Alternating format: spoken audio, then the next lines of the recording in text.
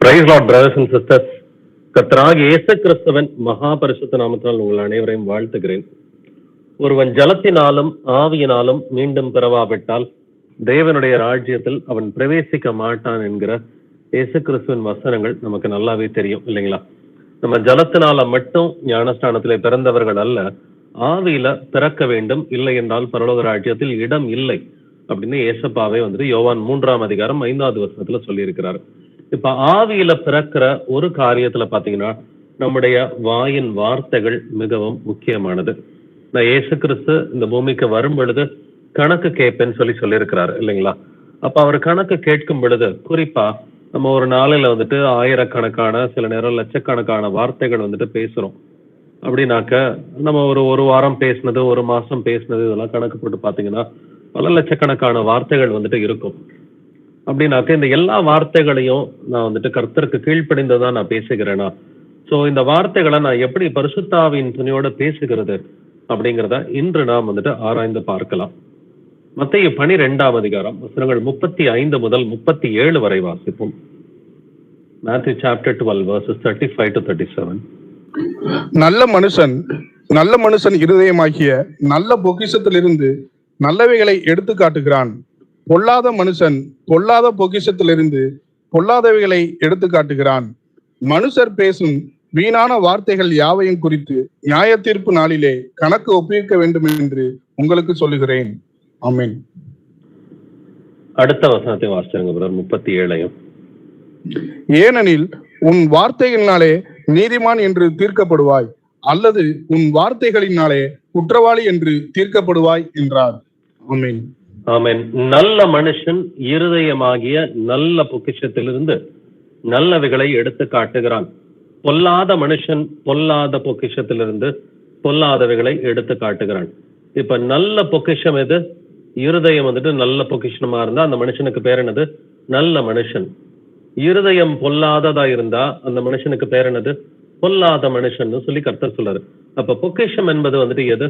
இருதயம் தான் பொக்கிஷம். பொக்கிஷத்துல 2 விதமான பொக்கிஷம் இருக்கிறது. நல்ல பொக்கிஷமாவும் உங்களுடைய இருதயம் இருக்க முடியும், பொல்லாத பொக்கிஷமாவும் உங்களுடைய இருதயம் இருக்க முடியும். சோ ஒருவருடைய இருதயம் நல்ல பொக்கிஷமா இருந்துச்சுன்னா அந்த மனுஷனுக்கு பேர் நல்ல மனுஷன்.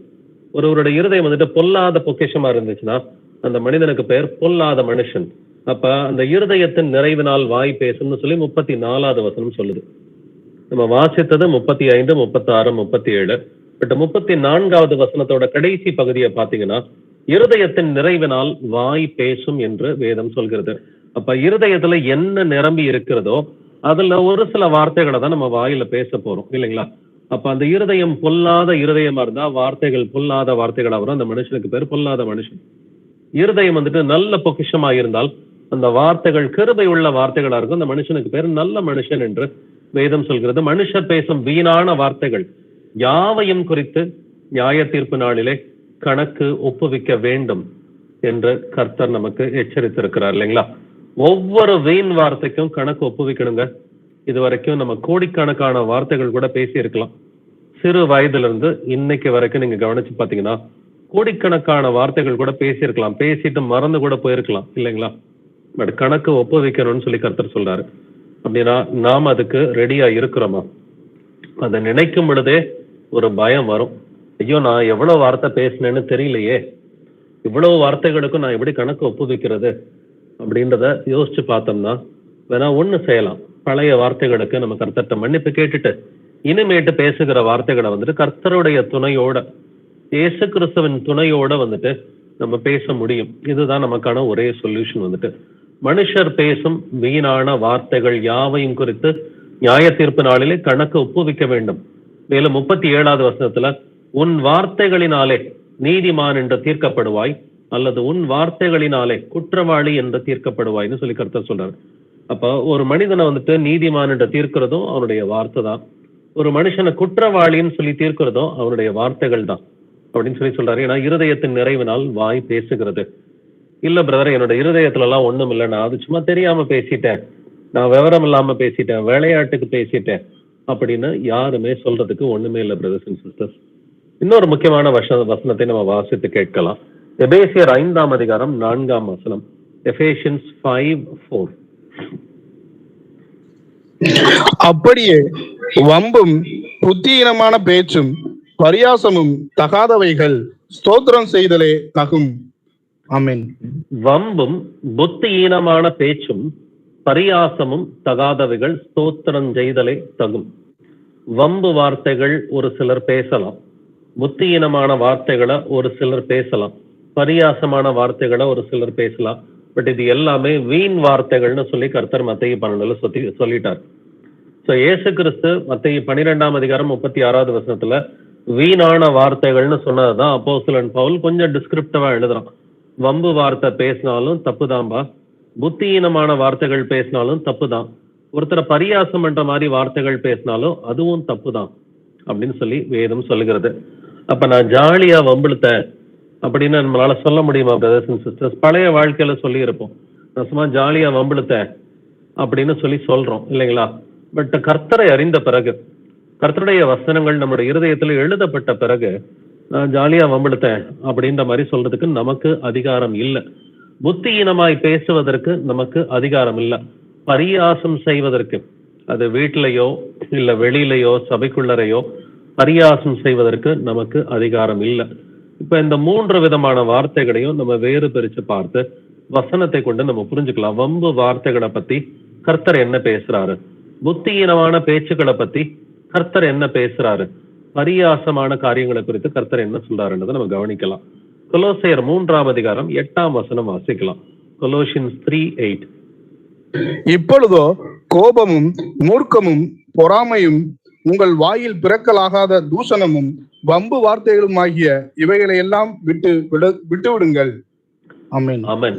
இப்பொழுதோ கோபமும் மூர்க்கமும் பொறாமையும் உங்கள் வாயில் பிறக்கலாகாத தூஷணமும் வம்பு வார்த்தைகளும் ஆகிய இவைகளை எல்லாம் விட்டு விடுங்கள். யாரை பார்த்து ஆவியானவர் சொல்றாருங்க இதெல்லாம் விட்டுருங்கன்னு சொல்லி? வம்பு வார்த்தையெல்லாம் பேசாதீங்கப்பா, தூஷணமான வார்த்தையை பேசாதீங்கப்பா, பொறாமையுள்ள வார்த்தைகள், மூர்க்கமான வார்த்தைகள், கோபமான வார்த்தைகள் இதெல்லாம் பேசாதீங்கன்னு யாரை பார்த்து சொல்றாரு? கொலோசே சபையை பார்த்து தாங்க சொல்றாரு. கொலோசே சபை கீழ்ப்படிந்த ஒரு சபை தான். கொலோசே சபையை பத்தி நீங்க அதிகமா நெகட்டிவான விஷயங்கள்லாம் அவ்வளவா பார்க்க முடியாது. எப்படி கலாத்திய சபையை திட்டினது போல கொலோசே சபையை ஆவியானவர் கடிஞ்சுக்கிட்டெல்லாம் எழுதல. புத்தி இல்லாத கலாத்தியரே அப்படின்னு சொன்ன மாதிரிலாம் கொலோசே சபையை கர்த்தர் கடிஞ்சுக்கலாம். ஆனாலும் அந்த சபையை பார்த்து கர்த்தர் சொல்றது கோபமான வார்த்தைகள், மூர்க்கமான வார்த்தைகள், பொறாமையான வார்த்தைகள், உங்கள் வாயில் பிறக்கலாகாத தூஷணமும் வம்பு வார்த்தைகள் என்று எழுதியிருக்கிறது. நம்ம ஏற்கனவே படிச்சோம் எபேசியர் 5:4 வம்பும் புத்தியீனமான பேச்சும் பரியாசமும் தகாதவைகள். வம்பு வார்த்தைகள் நம்ம வாயில பிறக்க கூடாது பிரதர்ஸ் அண்ட் சிஸ்டர்ஸ். வம்பிழுத்தேன் அப்படின்ற மாதிரி வீட்டுக்குள்ளார போற கணவன் மனைவியை வம்பிழுக்கிறதோ, மனைவி கணவரை வம்பிழுக்கிறதோ, இல்ல பிள்ளைகளை வம்பிழுக்கிறதோ, இல்ல நண்பர்களை வம்பிழுக்கிறேன்னு சொல்லி. ஸோ வம்பு வார்த்தைகள் இது நம்முடைய நாவில இருந்து பிறக்க கூடாது. இவைகளை விட்டு விடுங்கள். ஏற்கனவே நீங்க செஞ்சுக்கிட்டு தாமா இருக்கிறீங்க, இதெல்லாம் விட்டுருங்கப்பா அப்படின்னு ஆவியானவர் தெளிவாவே சொல்றாரு. செய்யாதீங்கன்னு சொல்றதை காட்டிலும் இதை விட்டுருங்கன்றார். விட்டுருங்கன்னா ஏற்கனவே அவங்க செஞ்சுக்கிட்டு இருக்கிறாங்கன்னு சொல்லிதான் அர்த்தம். கொலோசே சபை வம்பு வார்த்தைகள் பேசின சபையா தான் இருந்துச்சு. பட் ஆவியானவர் வேண்டாம், அதை விட்டுருங்கிறாரு. இன்னைக்கு நீங்களும் நானும் இந்த வம்பு வார்த்தைகள் நம்ம வாயில இன்னைக்கு வரைக்கும் இருந்துச்சுன்னா நம்ம இன்னையோட விட்டுறலாம். இது ஆவியானவர் நமக்கு சொல்லிக் கொடுக்கிறது. இவைகளை எல்லாம் விட்டு விடுங்கள் அப்படிங்கிறாரு. அடுத்து 2வது புத்தியீனமான பேச்சு குறித்து நம்ம எபேசியர் 5:4 வாசித்தோம். வாசிக்கலாம். நீதிமொழிகள் 14:29. Proverbs 14:29. நீடிய சாந்தமுள்ளவன் மகா புத்திமான், முற்கோபியோ புத்தியீனத்தை விளங்க பண்ணுகிறான். ஆமென். நீடிய சாந்தமுள்ளவன் மகா புத்திமான், முற்கோபியோ புத்தியீனத்தை விளங்க பண்ணுகிறான். அப்ப புத்தியீனமான வார்த்தைகள் யாருகிட்ட இருந்து வரும்? முற்கோபி கிட்ட இருந்து தான் புத்தியீனமான வார்த்தைகள் வரும் அப்படின்னு சொல்லி கர்த்தர் சொல்றாரு. அப்ப ரொம்ப கோவப்படுறவங்க ஆட்டோமேட்டிக்கா கோபத்துல என்ன பண்ணுவாங்க? புத்தியீனமான பேச்சுக்களை பேசுவாங்க. புத்தியீனமான வார்த்தைகள் அவங்க வாயிலிருந்து வரும் அப்படின்றத கர்த்தர் தெளிவாவே சொல்றாரு. இப்ப முற்கோபி கிட்ட இருந்து தான் புத்தியீனமா, இப்போ ஒருத்தர் புத்தியீனமான வார்த்தைகளை பேசுறாருன்னா அவர் முற்கோபின்றத ஆட்டோமேட்டிக்காவே நம்ம தெரிஞ்சுக்கலாங்க. நீதிமொழிகள் 15:2 வாசிக்கலாம். Proverbs 15:2. ஞானிகளின் அறிவை உபயோகப்படுத்தும், மூடரின் வாயோ புத்தியினத்தை கக்கும். ஞானிகளின் நாவு அறிவை உபயோகப்படுத்தும், மூடரின் வாயோ புத்தியினத்தை கக்கும் அப்படின்னு சொல்லி கர்த்தர் சொல்றாரு. சோ மூடர் தான் வந்துட்டு புத்தியினமான வார்த்தைகளை வந்துட்டு பேசுவாங்க. அதே போல முற்கோபிகள் தான் புத்தியினமான வார்த்தைகளை பேசுவாங்க. கர்த்தர் நமக்கு சொல்லிக் கொடுப்பது வம்பும் புத்தியினமான பேச்சும் பரியாசமும் தகாதவைகள், ஸ்தோத்திரம் செய்தலே தகும்னு சொல்லிக் கொடுக்கிறாரு. புதிய ஏற்பாட்டிலே இதை குறித்து ஆவியானவர் எழுதியிருக்கிறார். தீத்து 3ஆம் அதிகாரம் 3ஆம் வசனம் வாசிக்கலாம். டைட்டஸ் 3:3.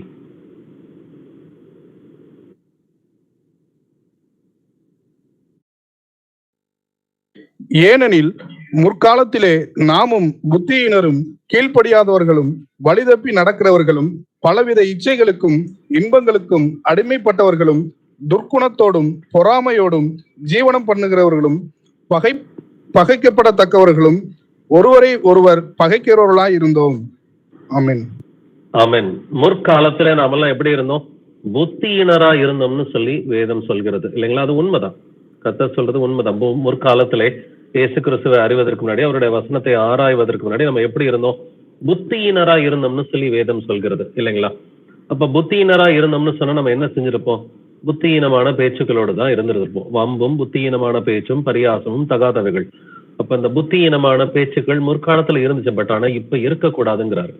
இன்னமும் நம்ம வாழ்க்கையில அது காணப்படுது அப்படின்னு சொன்னா அது வீண் வார்த்தைகள். பேசுகிற ஒவ்வொரு வீணான வார்த்தைக்கும் நியாய தீர்ப்பு நாளிலே கணக்கு ஒப்புவிக்க வேண்டும். இப்ப நம்ம வாயிலிருந்து வம்பு வார்த்தைகள் வரக்கூடாது, புத்தியினமான வார்த்தைகள் வரக்கூடாது, பரியாசமான வார்த்தைகள் வந்துட்டு வரக்கூடாது. ஸ்தோத்திரம் செய்தலை தகும் என்று எழுதியிருக்குது. சரி, ஓகே, நம்மளை சுத்தி புத்தியினர் நிறைய பேர் இருக்கிறாங்க, நம்ம என்ன செய்யலாம்? அதற்கும் ஆவியானவர் நமக்கு பதில் கொடுக்கிறாரு. ஒரு சிலர் புத்தியினமான வார்த்தைகளே பேசிக்கிட்டு இருக்கிறாங்க, வீண் வார்த்தைகளே உங்களை சுத்தி பேசிட்டு இருக்கிறாங்க. நம்ம என்ன செய்யலான்றதை கவனிச்சு பார்க்கலாம். 1 பேதுரு 2ஆம் அதிகாரம் 15ஆம் வசனம் வாசிக்கலாம். 1 Peter 2:15. நீங்கள் நன்மை செய்கிறதுனாலே புத்தியீன மனுஷருடைய அறியாமையை அடக்குவது தேவனுடைய சித்தமாய் இருக்கிறது. ஆமென். நீங்கள் நன்மை செய்கிறதுனாலே புத்தியின மனுஷருடைய அறியாமையை அடக்குவது தேவனுடைய சித்தமாய் இருக்கிறது. சோ நீங்க நன்மை செஞ்சீங்கன்னாக்க, புத்தியின மனுஷர் உங்களை சுத்தி இருந்தா கூட அவங்கள்ட்ட என்ன இருக்கும்? புத்தியின மனிதர்கள்ட்ட அறியாமை இருக்கும். அந்த அறியாமையை உங்களால அடக்க முடியும்னு சொல்லி சொல்றாரு. இது தேவனுடைய சித்தமா இருக்கிறதுன்னு சொல்லி எழுதி இருக்குது இல்லைங்களா? சோ புத்தியினர் இருந்தாக்கா அவங்களுக்கு என்ன செய்யணும்? நீங்க நன்மை செய்யுங்கள். சோ நம்மளை சுத்தி இப்ப புத்தியினர்னு சொல்றோம், கேஷுவலா என்ன சொல்றோம்? புத்தியே இல்லாதவங்க, இல்ல முட்டாள்தனமா நடந்துக்கிறாங்க அப்படின்ற மாதிரி கேஷுவலா சொல்லுவோம் இல்லைங்களா? பட் அவங்கள்ட்ட நம்ம எப்படி பிஹேவ் பண்ணணும்னு சொல்லி கர்த்தர் விரும்புறாரு. நீங்கள் நன்மை செய்ய வேண்டும். அவர்களுக்கு நன்மை செஞ்சீங்கன்னாக்கா அவங்களுடைய அறியாமையை உங்களால் அடக்க முடியும்னு சொல்லி வேதம் சொல்கிறது. ஒரு சிலர் சொல்லுவாங்க, இல்ல என்னோட மாமியார் எப்பொழுதுமே புத்தி இல்லாம பேசிட்டு இருக்கிறாங்க, என்னுடைய நாத்தனாரை எப்பொழுதுமே புத்தி இல்லாம நடந்துகிட்டு இருக்கிறாங்க அப்படின்னாக்க நன்மை செய்யுங்க. நன்மை செஞ்சீங்கன்னாக்க அவங்களுடைய அறியாமையை அடக்குவது உங்களால் கூடும். இது தேவனுடைய சித்தமா இருக்கிறது என்று ஆவியானவர் நமக்கு கற்பிக்கிறார். பரியாசமும் கூடாதுன்னு சொல்லி கர்த்தர் சொல்லியிருக்கிறார். இப்ப நாம என்ன செய்யணும்னாக்க, நம்ம இயேசு கிறிஸ்துவ அப்படியே பின்பற்றுகிறவர்களா இருக்கணும். என்னைக்காவது இயேசு கிறிஸ்து மத்தேயு மார்க்கு லூக்கா யோவான்ல வாசிக்கிறீங்க இல்லைங்களா? மத்தேயு மார்க்கு லூக்கா யோவான்ல வந்துட்டு இயேசு கிறிஸ்து வந்துட்டு மாம்சத்திலிருந்து பேசின வார்த்தைகள் நிறைய இருக்குது. இப்ப பழைய ஏற்பாட்டுல இயேசு கிறிஸ்து தான் பேசினாரு, பட் அது எல்லாமே ஆவியின் தன்மையில அவர் பேசினது. கர்த்தர் உரைக்கிறார் அப்படின்னு நீங்க படிச்சிருப்பீங்க. நம்ம வேணா நினைக்கலாம், ஆவியின் தன்மையில அவர் கரெக்டா இருக்கிறாரு, ஏன்னா அவர் கடவுள் இல்லையா, அவர் ஆவியின் தன்மையில வந்துட்டு அவரால் எல்லாம் கரெக்டா செய்ய முடியும்னு சொல்லி. பட் மாம்சத்துல அவர் பேசினதை யோசிச்சு பாருங்க. மத்தேயு, மார்க்கு, லூக்கா, யோவான்ல அவர் மாம்சத்துல வந்து உங்களை போல என்ன போல ஒரு மனிதனா இருந்து நம்மளை போலவே வந்துட்டு எல்லா சுக துக்கங்களும் அவருக்கு இருந்துச்சு. நம்மளை போலவே டெம்டேஷன்ஸ் இருந்துச்சு. அவருக்கு எல்லா சோதனைகளும் பிசாசு சோதிச்சான். அவருக்கு பசி இருந்தது. அவருக்கு வந்துட்டு அவருக்கு எல்லா எமோஷன்ஸ் ஃபீலிங்ஸ் எல்லாமே நம்மளை போல இருந்துச்சு. பாவம்ன்ற ஒரு காரியத்தை தவிர இது எல்லாத்துலயும் வந்துட்டு மனிதரை போலதான் வந்துட்டு அவர் இருந்தாரு. பாவம் மட்டும் அவர் செய்யல இல்லைங்களா? பட் அவரு ஜெயிச்சு வந்தாரு. எல்லா விஷயத்தையும் கரெக்டா பண்ணாரு. வம்பு வார்த்தைகள் அவர் பேசல, புத்தீனமான வார்த்தைகள் பேசல, யாரையும் அவர் பரியாசம் பண்ணல. வந்துட்டு அவர் கோபம் கொண்டாலும் பாவம் செய்யாதவராக இருந்தார் இல்லைங்களா? அப்படின்னா நம்ம யாரை பின்பற்றுகிறவர்களா இருக்கணும்? இயேசு கிறிஸ்துவை மட்டுமே பின்பற்றுகிறவர்களா இருக்கணும். பேசுற காரியத்துல கூட. எபேசியர் 5ஆம் அதிகாரம் முதல் 2 வசனங்களை வாசிப்போமே.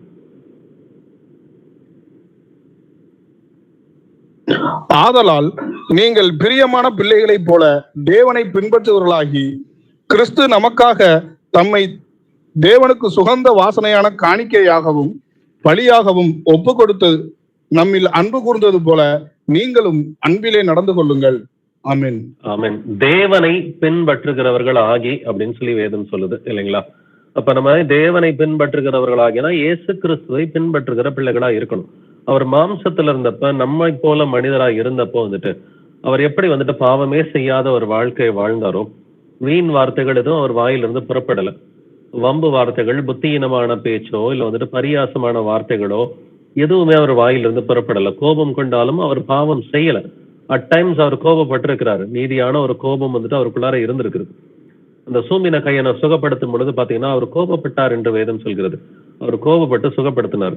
கோபப்பட்டு வேற எந்த தப்புமா வந்துட்டு அவர் பண்ணல. கோபப்பட்டு சுகப்படுத்தினார். இவனை சுகமாக்குவது சரியா தவறான்னு சொல்லி கேள்வி கேட்கிறார். மக்களுடைய இருதய கடினத்தை பார்த்துட்டு கோபப்பட்டார். கோபத்துடனே அவர்களை பார்த்துன்னு சொல்லி வேதம் சொல்கிறது. அதே போல சாட்டையை பின்னி வந்துட்டு அடிச்சார். கோபம் கொண்டாலும் அவர் பாவம் செய்யவில்லை அப்படிங்கிறத வந்துட்டு பாக்குறோம். அப்ப நம்ம எல்லாத்துலயுமே கர்த்தராகிய இயேசு கிறிஸ்துவ தான் மாதிரியாக வைத்திருக்க வேண்டும். நீதிமொழிகள் 9ஆம் அதிகாரம் 12ஆம் வசனம் வாசிக்கலாம். Proverbs 9:12. நீ ஞானியானால் உனக்கென்று ஞானியாவாய், நீ பரியாசக்காரனானால் நீயே அதன் பயனை அனுபவிப்பாய் என்று சொல்லுகிறது. ஆமென். நீ பரியாசக்காரனானால் நீயே அதன் பயனை அனுபவிப்பாய். அப்ப பரியாசக்காரனா ஒரு மனுஷன் வந்துட்டு இருந்தாருன்னு சொன்னாக்க அதன் பலனை வந்துட்டு அனுபவிச்சுதான் வந்துட்டு ஆகணும். சோ வம்பு வார்த்தைகள், புத்தியீனமான வார்த்தைகள், பரியாசம் கூடாதுன்னு சொல்லி கர்த்தர் நமக்கு தெளிவாவே வந்துட்டு நமக்கு சொல்லி கொடுக்குறாரு. ஏன்னா நம்ம வந்துட்டு நல்ல மரமா இருந்தாக்க நல்ல கனிகளை கொடுக்கிற பிள்ளைகளா இருக்கணும். இருதயம் நல்ல பொக்கிஷமா இருந்தா அது வந்துட்டு நல்ல வார்த்தைகளை பேசுகிற வந்துட்டு மனுஷனா வந்துட்டு இருக்கணும். நம்ம இதைத்தான் வந்துட்டு மத்தேயு 12:35 வாசிக்கிறோம். நல்ல மனுஷன் இருதயமாகிய நல்ல பொக்கிஷத்திலிருந்து நல்லவைகளை எடுத்து கொடுக்குறான். எத்தனை நல்ல இருக்குதுன்றதை கவனிச்சிங்களா? நல்ல மனுஷன் இருதயமாகிய நல்ல பொக்கிஷம் நல்லவைகளை எடுத்து கொடுக்கிறான். ஸோ அப்ப இருதயம் வந்துட்டு நல்ல பொக்கிஷமா இருந்தா நீங்க வந்துட்டு நல்ல வார்த்தைகளை பேசுவீங்க. அதன் மூலமா நீங்க நல்ல மனுஷனா இருக்கிறீங்க. பட் இருதயம் பொல்லாத பொக்கிஷமா வந்துட்டு இருந்துச்சுன்னு சொன்னா இருதயத்துல வந்து பொல்லாத வார்த்தைகள் வரும். அதன் மூலமா வந்துட்டு பொல்லாத மனுஷனா ஒருத்தர் வந்துட்டு மாறிடுறாரு. ஸோ நல்ல மனுஷனா இல்ல பொல்லாத மனுஷனா அப்படின்றத கவனிச்சு பாத்தீங்கன்னாக்க அது இருதயம் நல்ல பொக்கிஷமா பொல்லாத பொக்கிஷமா அப்படின்றத வச்சுதான் அமைகிறது. அப்ப பரியாச வார்த்தைகள் வருது அப்படின்னு சொன்னாக்க இருதயம் எப்படிப்பட்ட பொக்கிஷமா இருக்குது? அது பொல்லாத பொக்கிஷமா தான் வந்துட்டு இருக்குது அப்படின்னு வேதம் நமக்கு சொல்லி காமிக்குது. நீதிமொழிகள் 19ஆம் அதிகாரம் 29வது வசனத்தை வாசிக்கலாம். பரியாசக்காரருக்கு தண்டனைகளும் மூடருடைய முதுகுக்கு அடிகளும் ஆயத்தமாய் இருக்கிறது. ஆமென். பரியாசக்காரனுக்கு கர்த்தர் என்ன வச்சிருக்கிறாரு? தண்டனைகளை தான் வச்சிருக்கிறாருங்க. பரியாசக்காரருக்கு தண்டனைகளும் மூடருடைய முதுகுக்கு அடிகளும் ஆயத்தமாயிருக்கிறது. ஸோ பரியாசக்காரனா இருந்தா தண்டனையை கர்த்தர் கொடுப்பேன்றாரு. நாம அப்படி இருக்கக்கூடாதுன்றதான் கர்த்தருடைய சித்தமா இருக்குது. இந்த வீணான வார்த்தைகள்ல இது எல்லாமே வந்துட்டு அடங்கும் பிரதர்ஸ் அண்ட் சிஸ்டர்ஸ். மனுஷர் பேசும் வீணான வார்த்தைகள் யாவையும் குறித்து நியாய தீர்ப்பு நாளிலே கணக்கு ஒப்புவிக்க வேண்டும். அப்ப பரியாசமான வார்த்தைகள், வீண் வார்த்தைகள், கோபமான வார்த்தைகள், வம்பு வார்த்தைகள், பொறாமையான வார்த்தைகள், தூஷணமான வார்த்தைகள், இது எல்லாமே வீண் வார்த்தைகள் தான் வந்துட்டு. நீதிமொழிகள் 26ஆம் அதிகாரத்துல 18 முதல் 19 வசனங்களை வாசிப்போம். கொள்ளிகளையும் அம்புகளையும் சாவுக்கு ஏதுவானவைகளையும் எரிகிற பைத்தியக்காரன் எப்படி இருக்கிறானோ அப்படியே தனக்கு அடுத்தவனை வஞ்சித்து நான் விளையாட்டுக்கு அல்லவோ செய்தேன் என்று சொல்லுகிற மனுஷனும் இருக்கிறான். ஆமென். ஆமென். கொள்ளிகளையும் அம்புகளையும் சாவுக்கு ஏதுவானவைகளையும் எரிகிறவனுக்கு பேர் என்னது? பைத்தியக்காரன்னு சொல்லி வசனம் சொல்லுது இல்லைங்களா? அடுத்தவங்க மேல கொள்ளிகளையும் அம்புகளையும் சாவுக்கு ஏதுவானவைகளையும் பிசிக்கலா எடுத்து எரிகிறவனுக்கு பேர் பைத்தியக்காரன். அதே மாதிரி ஒரு பைத்தியக்காரன் யாருன்னு சொன்னாக்க நான் விளையாட்டுக்கு செய்தேன்னு சொல்றவன் வந்துட்டு ஒரு பைத்தியக்காரன் சொல்லி கர்த்தர் சொல்றாரு. அதனால நான் வந்துட்டு விளையாட்டுக்கு தான் வந்துட்டு சொன்னேன் அப்படின்னு வீட்டுல சொல்றதோ இல்ல ஈவன் ஆபீஸ்லயோ இல்ல நம்ம அண்டை வீட்டாரோட பேசும் பொழுதோ சொந்தக்காரங்க நண்பர்கள் ஏன் சபையில இருக்கிற பிரதர் சிஸ்டர்ஸோட பேசும் பொழுது நான் விளையாட்டுக்கு சொன்னேன் அப்படின்னு சொல்றது இது பைத்தியக்காரத்தனம் அப்படின்னு சொல்லி சொல்றாரு. பிரதர் சிஸ்டர்ஸ் தயவு போன் மியூட் பண்ணிக்கோங்க. ஓகே, அடுத்து வந்துட்டு நீதிமொழிகள் 18ஆம் அதிகாரம் 21ஆம் வசனம் வாசிக்கலாம். Proverbs 18:21. மரணமும் ஜீவனும் நாவின் அதிகாரத்தில் இருக்கும், அதில் பிரியப்படுகிறவர்கள் அதன் கனியை புசிப்பார்கள். ஆமென். மரணமும் ஜீவனும் நாவின் அதிகாரத்தில் இருக்கும், அதில் பிரியப்படுகிறவர்கள் அதன் கனியை புசிப்பார்கள். மரணமும் நாவின் அதிகாரத்துல தான் இருக்கும், ஜீவனும் நாவின் அதிகாரத்துல தான் வந்துட்டு இருக்கும். அப்படின்னாக்க நாவடக்கத்தை வந்துட்டு நம்ம நிச்சயமா பழகித்தான் வந்துட்டு ஆகணும், வேற வழியே கிடையாது. அது வீட்டுல பழகுனாதான் வெளியில வரும். பிரதர்ஸ் அண்ட் சிஸ்டர்ஸ், வீட்டுல எந்த அளவுக்கு நம்ம நாவடக்கத்தோட இருக்கிறோமோ அந்த அளவுக்கு வந்துட்டு வெளியிலையும் அப்படியே தான் வந்துட்டு வரும். ஏன்னா பிராக்டிஸ் வந்துட்டு வீட்டுல தான் ஆவியானவர் நமக்கு கொடுக்குறாரு. ஸோ 6 நாள் நம்ம பர்ஃபெக்டா இல்லாம, ஈவன் சபையில கூட ஒரு நாள் நம்மளால ஒழுங்கா பேச முடியாது. இல்லை ஈவன் வீட்டுல பர்ஃபெக்டா நம்ம பேசி பழகலைன்னா, நீங்க ஆஃபீஸ்க்கு போகும் பொழுதோ இல்ல பிள்ளைங்க ஸ்கூலுக்கு போகும் பொழுதோ வந்துட்டு ஒழுங்கா பேசி பழக முடியாது. மரணமும் ஜீவனும் நாவின் அதிகாரத்தில் இருக்கும், அதில் பிரியப்படுகிறவர்கள் அதன் கனியை புசிப்பார்கள். ஸோ இந்த பரியாசம் என்கிற காரியம் வந்துட்டு கர்த்தருக்கு பிடிக்காதுன்னு எழுதியிருக்கு. பேதுரும் இதைத்தான் சொல்றான் இல்லைங்களா? 2 பேதுரு 3ஆம் அதிகாரம் 3வது வசனத்துல, முதலாவது நீங்கள் அறிய வேண்டியது என்னவெனில், கடைசி நாட்களில் பரியாசக்காரர் வந்து தங்கள் சுய இச்சைகளின்படி நடந்து இயேசு கிறிஸ்து வருவார் என்று சொல்கிற வாக்குத்தத்தம் எங்கே அப்படின்ற கேள்வியை கேட்பாங்களாம். ஸோ பரியாசக்காரர் வந்துட்டு சபைக்குள்ளாரையும் இருப்பாங்கன்னு சொல்லி கர்த்தர் சொல்லுகிறார். அதனாலதான் சபைக்காக கர்த்தர் இந்த செய்தியை கொடுக்கறதுக்கு காரணமே. பரியாசக்காரர் எங்கேயும் இருப்பாங்க, சபைக்குள்ளாரையும் பரியாசக்காரர் இருப்பாங்கன்னு சொல்லி வேதம் சொல்கிறது. ஸோ பேதுரு மட்டும் இதை சொல்லல, யூதாவும் இதைத்தான் எழுதியிருக்கிறான். யூதா 1 அதிகாரத்துல 17, 18, 19 3 வசனங்கள் வாசித்து பார்த்தீங்கன்னாக்க, இயேசு கிறிஸ்துவின் அப்போஸ்தலரால் முன் சொல்லப்பட்ட வார்த்தைகளை நினைவு கூறுங்கள்னு சொல்லி யூதா ஞாபகப்படுத்துறான். அதுல கடைசி காலத்திலே தங்கள் துன்மார்க்கமான இச்சைகளின்படி நடக்கிற பரியாசக்காரர் தோன்றுவார்கள் அப்படின்னு சொல்லி, இவர்கள் பிரிந்து போகிறவர்களும் ஜென்ம சுபாவத்தாரும் ஆவி இல்லாதவர்களும். பிரிந்து போகிறவர்கள்னா என்னது? கொஞ்ச நாள் சபையில இருப்பாங்க, அதுக்கப்புறம் பிரிஞ்சு போயிடுவாங்க. வழக்கமா பரியாசக்காரர்களால சபையில நீடிக்க முடியாது பிரதர்ஸ் அண்ட் சிஸ்டர்ஸ். ஒண்ணு அவங்க மனம் திரும்பி கர்த்தருக்குள்ளார நல்ல பிரியமான பிள்ளைகளா வந்துட்டு மாறணும். அது பரியாசம் மட்டும் இல்ல, அது கோபம்ன்ற குணாதிசயமா இருக்கலாம், இல்ல கசப்பு வெறுப்பு பொருளாசையா வந்துட்டு இருக்கலாம், இல்ல ஒரு இச்சையா வந்துட்டு இருக்கலாம், அது வந்துட்டு குடிவெறியா இருக்கலாம், ஏதாவது ஒரு விஷயமா இருக்கலாம். பாவங்களை விட முடியல அப்படின்னு சொன்னாக்க, வீண் வார்த்தைகளை விட முடியல, பாவங்களை விட முடியல, இச்சைகளை வந்துட்டு விட முடியலன்னு சொன்னாக்க, ஆட்டோமேட்டிக்கா என்ன நடக்கும்னு சொன்னாக்க, ஆப்வியஸ்லி அவங்க வந்துட்டு ஒரு காலத்துல பிரிந்து போகிறவர்களா தான் வந்துட்டு இருப்பாங்கன்னு சொல்லி வேதம் சொல்கிறது. இந்த ஜென்ம சுபாவத்தை விட முடியல, ஏன்னா வசனம் சொல்லுது ஜென்ம சுபாவத்தாரும் ஆவி இல்லாதவர்களுமாவே. ஸோ பரிசுத்தாவியை இழந்து போனவர்களால வந்துட்டு சஸ்டைன் ஆக முடியாதுன்னு சொல்லி கர்த்தர் வந்துட்டு சொல்றாரு.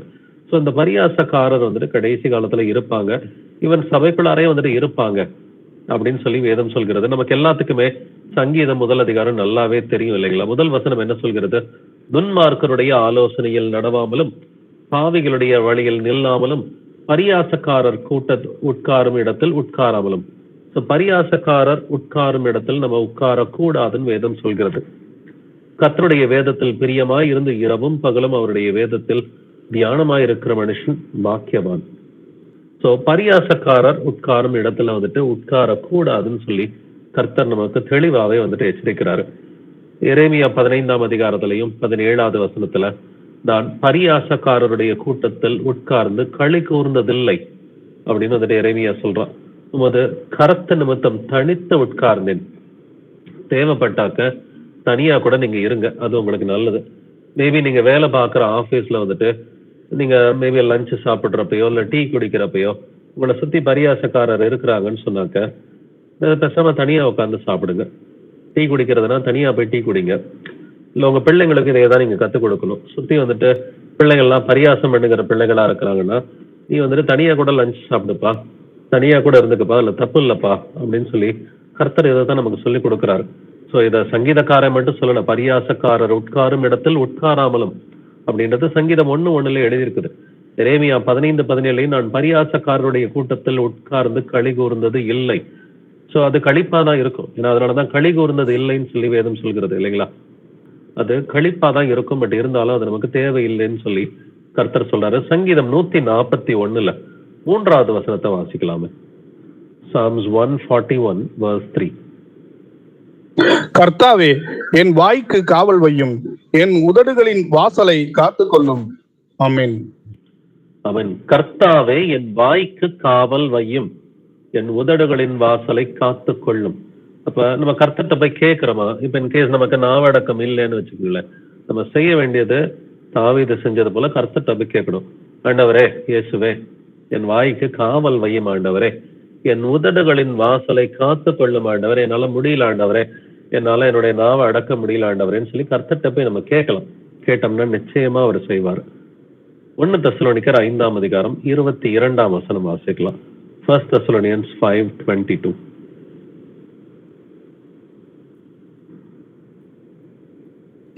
பொல்லாங்காய் தோன்றுகிற எல்லாவற்றையும் விட்டு விலகுங்கள். ஆமென். ஆமென். பொல்லாங்காய் தோன்றுகிற எல்லாவற்றையும் விட்டு விலகுங்கள். ஒண்ணு சரியில்லைன்னு சொல்லி ஆவியானவர் உணர்த்திட்டாலே டக்குன்னு அதை விட்டு விலகுறதுக்கு வந்துட்டு நம்ம பழகுகிற பிள்ளைகளா வந்துட்டு இருக்கணும். இதுதான் ஆவியானவர் நம்ம கிட்ட எக்ஸ்பெக்ட் பண்ற ரொம்ப ஹை லெவல் ஸ்டாண்டர்டா இருக்குது. 1 கொரிந்தியர் 15ஆம் அதிகாரம் 33வது வசனத்தை வாசிப்போம்.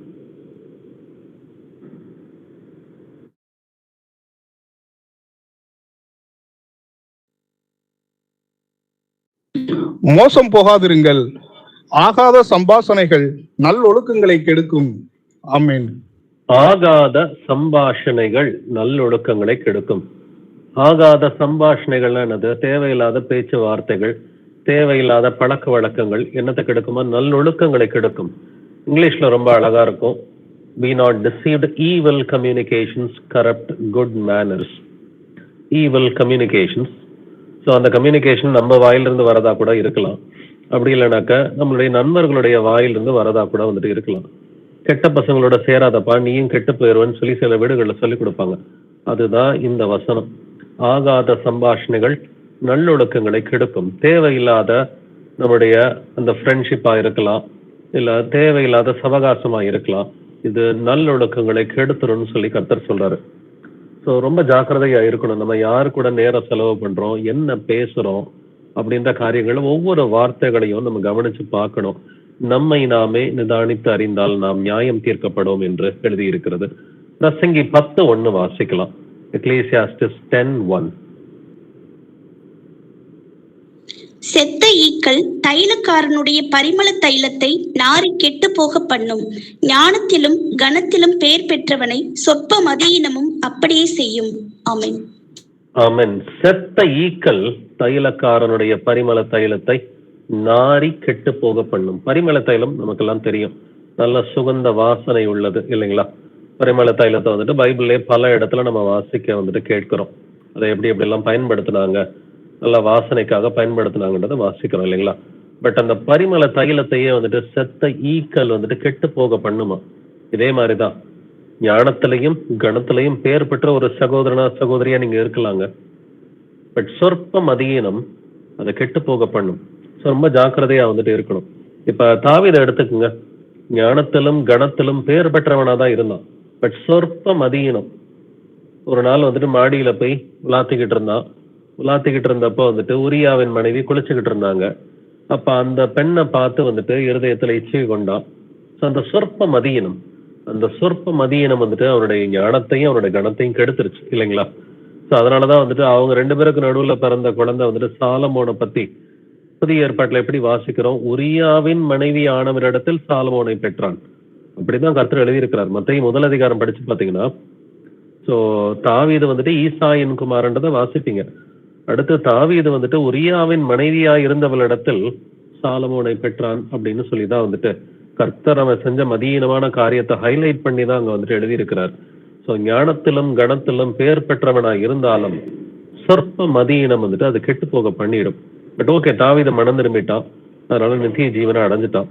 ஸோ நாமளும் இந்நாள் வரைக்கும் வந்துட்டு நம்ம பேச்சுவார்த்தைகள் நமக்கு கரெக்டா இல்லைன்னா கூட நம்ம வம்பு வார்த்தைகள், வீண் வார்த்தைகள், பரியாசமான வார்த்தைகள் நம்ம பேசி இருக்கிறோம், கர்த்தருக்கு பிடிக்காத வார்த்தைகள் பேசி இருக்கிறோம்னாக்க இன்னையில இருந்து மாத்திக்கிறதுக்கு கர்த்தர் கிருபையை கொடுப்பாரு. எனக்கு இயேசு கிறிஸ்துவை குற்றம் பிடிக்கலான்னு பார்த்தது எதுல வந்துட்டு குற்றம் பிடிக்கலான்னு பார்த்தாங்க? வார்த்தையில தாங்க குற்றம் பிடிக்கலான்னு பார்த்தாங்க. பரிசேயர்கள் வந்தாங்க, கேள்வி கேட்டாங்க, என்ன பதிலுக்கு வந்துட்டு எக்ஸ்பெக்ட் பண்ணாங்க? அவர் பேச்சுல எங்கேயாவது குற்றம் பிடிக்கலாமா? அப்படின்னு சொல்லி நிறைய வந்துட்டு கஷ்டமான கேள்விகளை கேட்டாங்க. சதுசேயர் வந்தாங்க, அவங்களும் அதே தான் ட்ரை பண்ணாங்க. எங்களுக்குள்ளார 7 சகோதரர் இருந்தாங்க. அது போல மூத்தவன் ஒருவனை வந்துட்டு கல்யாணம் பண்ணிட்டு குழந்தை இல்லாம இறந்து போயிட்டான். அதே போல அதே பெண்ணை வந்துட்டு 7 பேரும் கல்யாணம் பண்ணி குழந்தை இல்லாமலே இறந்து போயிட்டாங்க. கடைசியில் அந்த பெண்ணும் மரித்தாள். இதுக்கு என்ன சொல்யூஷன்? வார்த்தைகளை குற்றம் கண்டுபிடிக்க பார்த்தாங்க. ஸோ ஒரு பெண்ணை வந்துட்டு விளக்குவது சரியா தவறான்னு சொல்லி கேள்வி கேட்டாங்க. அதே போல வந்துட்டு வேதபாரகரும் கேள்வி கேட்டாங்க. அதே போல வந்துட்டு ஏரோதியரும் வந்துட்டு கேள்வி கேட்டாங்கன்றது இந்த 4 கூட்டத்தாரையும் கவனிச்சு பாருங்க. பரிசேயர், சதிசேயர், ஏரோதியர், வேதபாரகர், இவங்க 4 பேருடைய டார்கெட் ஒன்னே ஒண்ணுதான். பேச்சில எங்கிட்டாவது குற்றம் கண்டுபிடிக்கலாமா? இன்னைக்கு உங்களை சுத்தியும் அப்படி ஒரு கூட்டம் இருக்குது பிரதர்ஸ் அண்ட் சிஸ்டர்ஸ். உங்களை சுத்தியும் வந்துட்டு நீங்க எங்கிட்டாவது விட மாட்டீங்களா?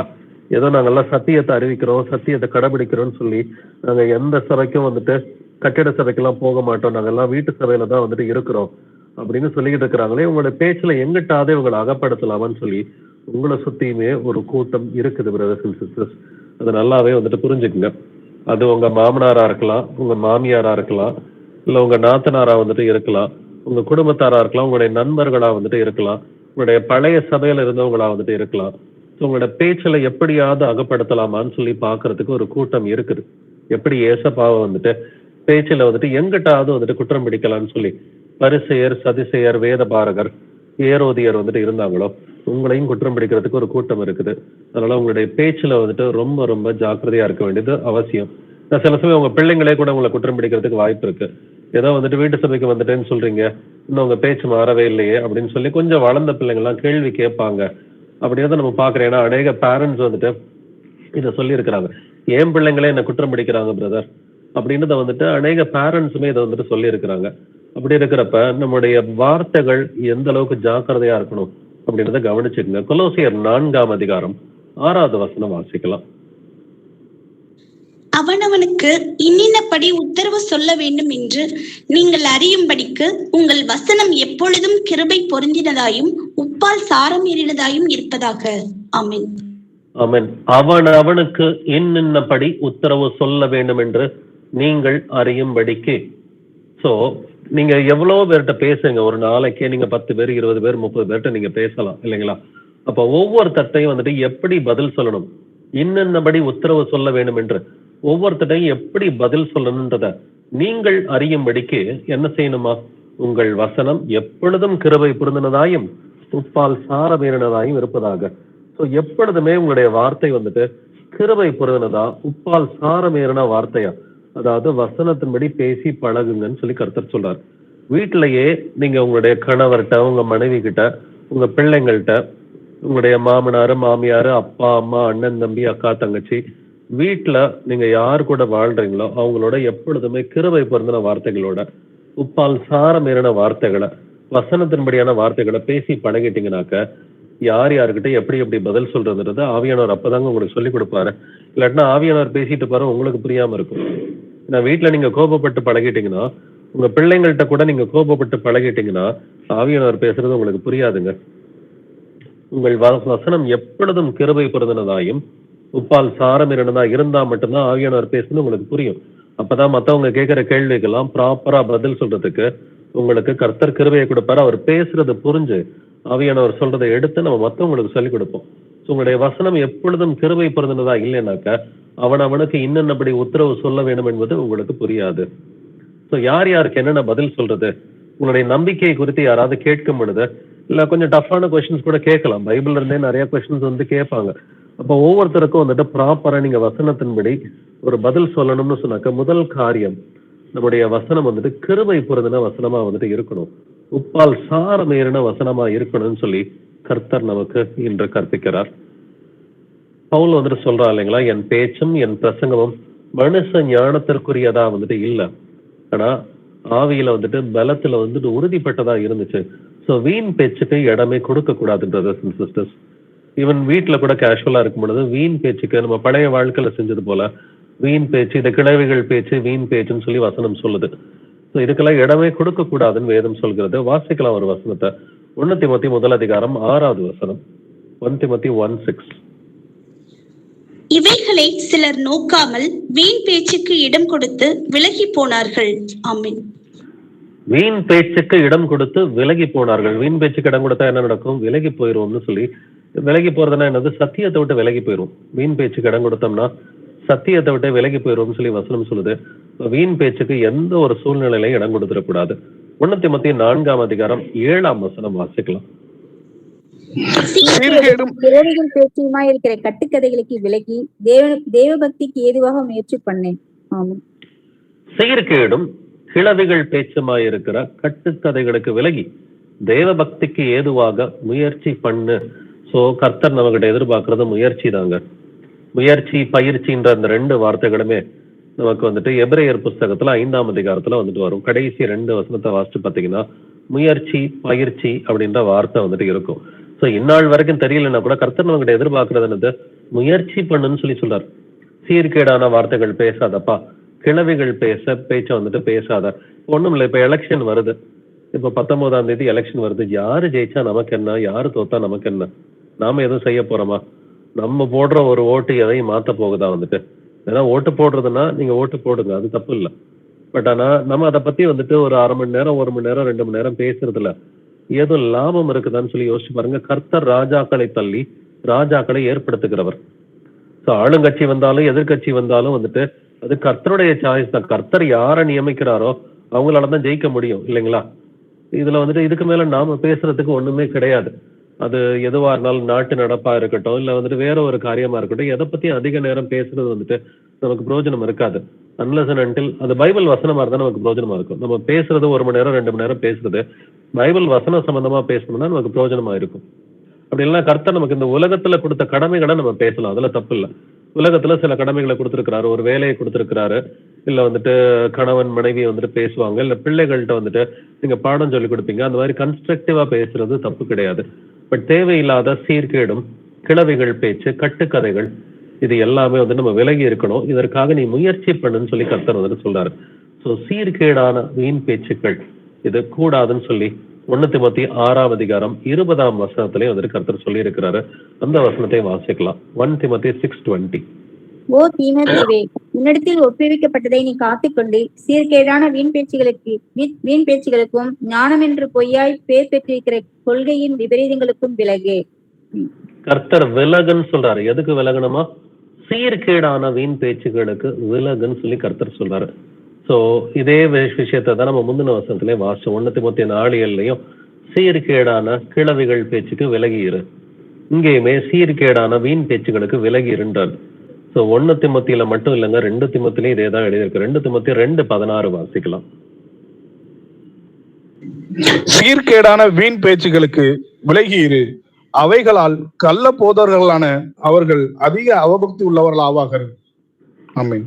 சீர்கேடான வீண் பேச்சுக்களுக்கு விலகி இரு.